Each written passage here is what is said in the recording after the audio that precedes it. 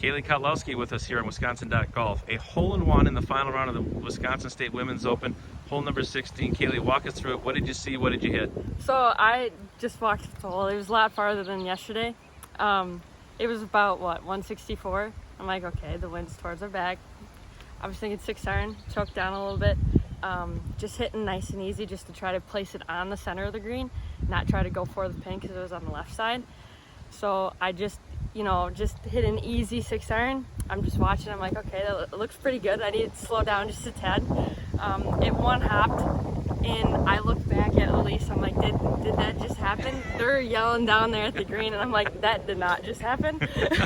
Freaking out just a bit, because yeah, that's the only one that I've had. I've came close on like a short par 3, but that's definitely a good one to do. So who was up on the tee box and who was down below?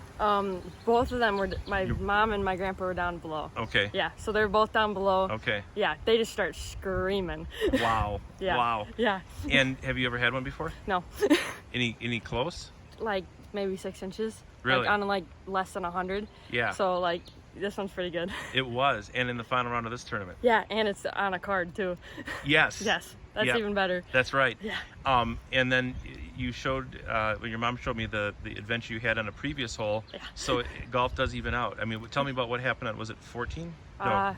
13. I think it was 13. It was 13. after the par 3. Okay, yep.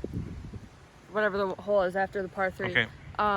So I took 3-wood off tee, ended up hooking it past 14 into their rough, the left rough, far rough. And I'm just trying to take it, get as close as I can to the green as possible. I end up hitting it thin. I hit the ground. I didn't see it go anywhere after that. It just vanished. And I'm Wow. like, okay, we look around for a decent amount of time. Then I just walk back to the ridge spot. I look up. Eye level, sitting in a tree. Wow. And Eye it level. wedged. Yeah.